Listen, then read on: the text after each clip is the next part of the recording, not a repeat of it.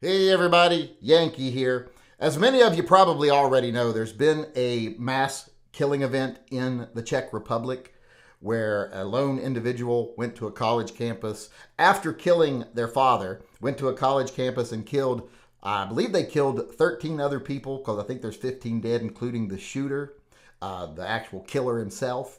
So there was, like I say, a mass murder event in the Czech Republic. It is a tragedy.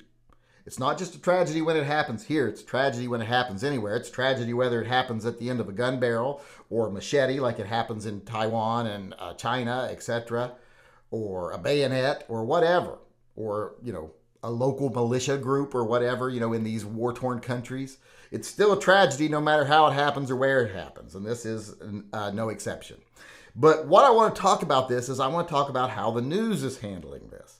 Because this is not in America where they can use it for political gain, they're barely covering it. I've watched the news for hours today trying to see how much coverage they gave to this, and they mentioned it 3 times in all the time I was watching the news. Each time they spent 5 to 7 seconds on it and then moved on and spent 10 times more time talking about Rudy Giuliani filing a bankruptcy.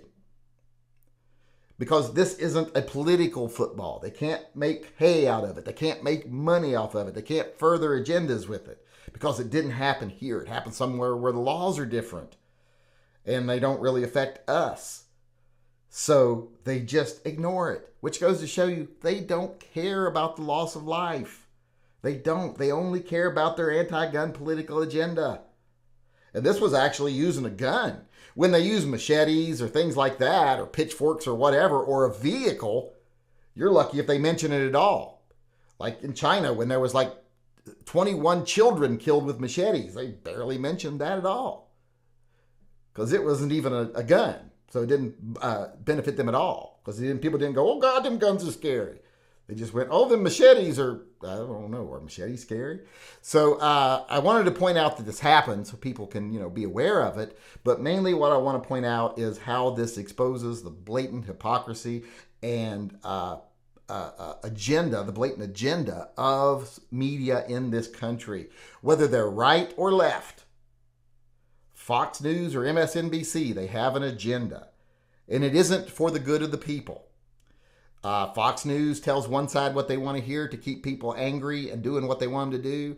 MSNBC tells the other side what they want to hear to keep them angry and tell them what to do. And when there's real events that happen that are actual tragedies but don't have any political significance to them, aren't going to make them any better ratings, isn't going to get donors giving them money, or CEOs donating money to their program so that they can spread more of that word. If it's not going to benefit them or their political counterparts, who are all owned by the same billionaires, the politicians and the news media, when it doesn't benefit them, they just gloss over it. Because like I said, they don't care about the loss of lives. They don't care about children. They don't even care about guns. They just care about disarming the populace.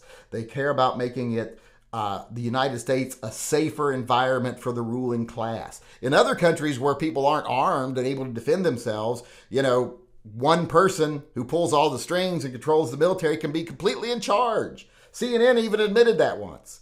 If you live in a country where the man who controls the military is the only man in power, well then, and the citizens don't have guns, then he is uncontested. And I'm paraphrasing that, but that was from the lips of a CNN reporter when they were down in, I believe, Brazil, in that area of South America. So that's the way the media is. They just want to make America, like I said, a utopia for the elite, where the people have no power, where all they do is buy the products that they can scrape together enough money to buy that are made by the elite people, and then the other ones who can't afford to buy the products actually work in the factories or work in the fields. That's what they want. They want 1% living a high life, and the rest of the people scraping by, subsisting on their products that they make, and then they want the rest of the people poor and working on state farms, basically, or corporate farms. And this, like here, this is just a perfect example of that, how the media doesn't care about the realities or the actual dangers or the actual people. They care about doing what they have to do to create that elite utopia.